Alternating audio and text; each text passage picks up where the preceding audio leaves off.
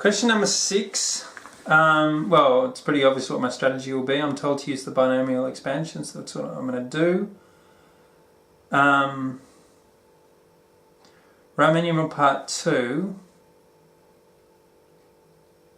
Well, this is just, I'm noticing here that it's only worth 1 mark. That means it's pretty straightforward. Basically, when you say even something simple like this, you're saying that that's always equal to that. So if it's always equal, it's certainly going to be equal when x equals 3 and y equals 2, which it is, because that'll be 10 here, and then it'll be 6 plus 4, which is 10.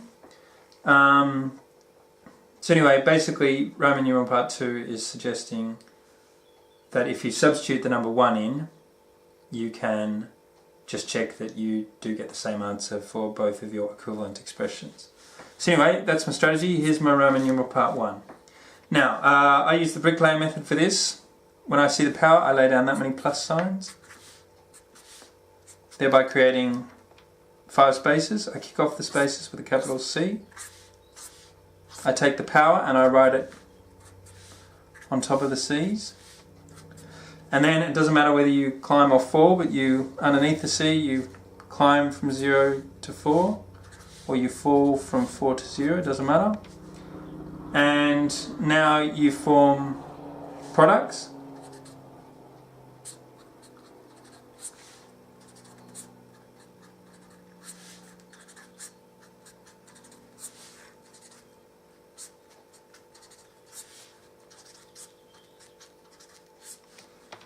And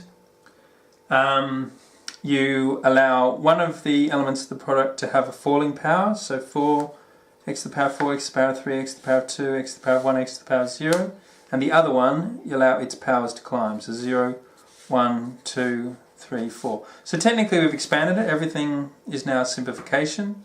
I'm going to start with the numbers first. Remember, the first and the last are always 1s. And the second and second last are always whatever number is on top. And the middle number comes off a calculator, which from experience I know is a 6. And now you're simplifying the algebra. So x to the power 4 is x to the power 4. Anything to the power of 0 is 1. X to the power 3 is just x to the power 3. Anything to the power of 0, 1 is just itself. That's x squared. Negative times a negative is a positive. That's just top times top, bottom times bottom for those. Then it'll be a negative times a negative times a negative will be negative. So again, I've just done power the top, power the bottom.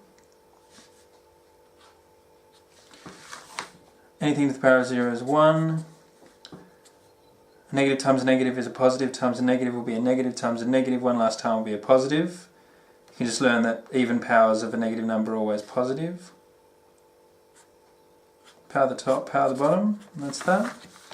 So, x to the power 4, a positive times a negative is a negative.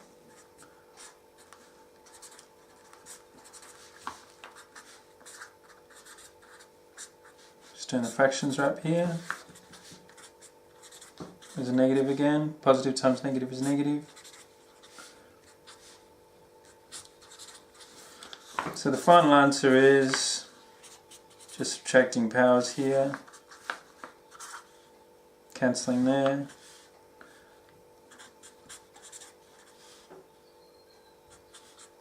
So that is the expansion. So that's Roman numeral part 1. Now I'm claiming, therefore, the whole point is I'm claiming that this is Roman numeral part 2 now, by the way. I'm claiming that this is the same as that. So, if x equals 1, left hand side equals 0, right hand side equals 1 minus 4 plus 6 minus 4 plus 1, which is 0. So therefore, my answer to Roman numeral part 2 is the substitution demonstrates that the expansion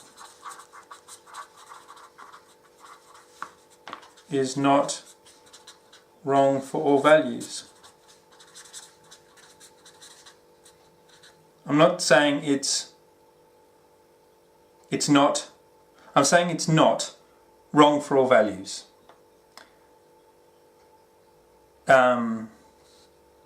I'm not saying that it's not wrong for all values. We've only tested one value. But I'm saying it can't be the case that it's always wrong because it's been demonstrated to be correct for at least one value, namely when x equals 1. So that's my answer for Roman numeral part 2.